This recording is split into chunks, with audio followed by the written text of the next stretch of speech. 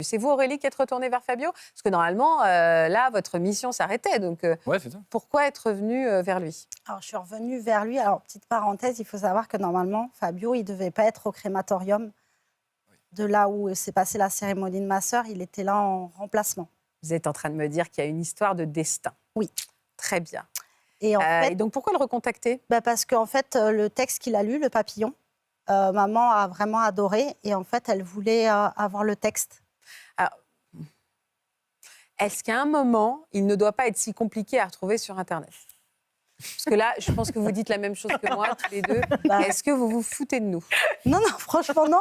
Parce qu'en plus, j'y ai même pas repensé jusqu'à ce que vous me posiez la question aujourd'hui, de chercher sur Internet. Moi, ça me paraît une évidence. Moi, c'est lui qui l'avait lu, donc je lui ai demandé. Vous aviez son téléphone ou vous êtes passé par les pompes funèbres? Ouais, je suis passée par le crématorium, j'ai appelé. Le crématorium, et donc vous lui avez envoyé le texte. J'ai demandé à parler à Fabio, savoir s'il était là.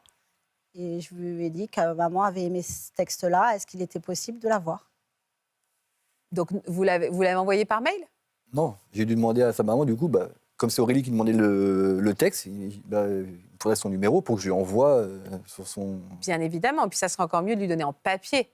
Voilà. C'est tellement moderne. Voilà. Et c'est de là, en fait, aiguille, comme elle avait mon numéro par la suite, c'était comme ça que... Voilà. Finalement, il y a eu...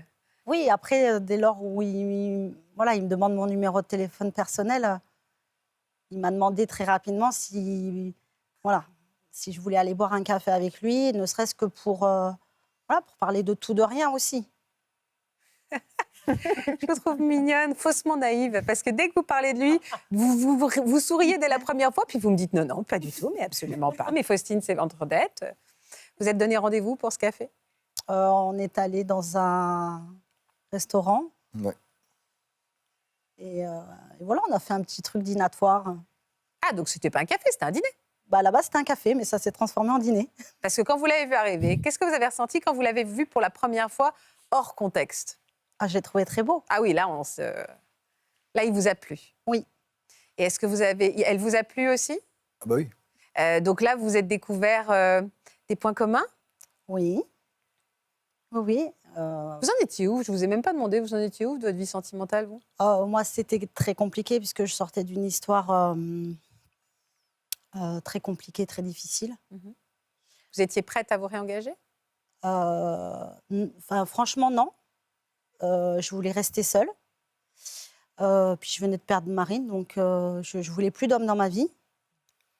Et le fait de perdre Marine, je me suis dit, mais si je ne vis pas maintenant, quand est-ce que je vais vivre, en fait?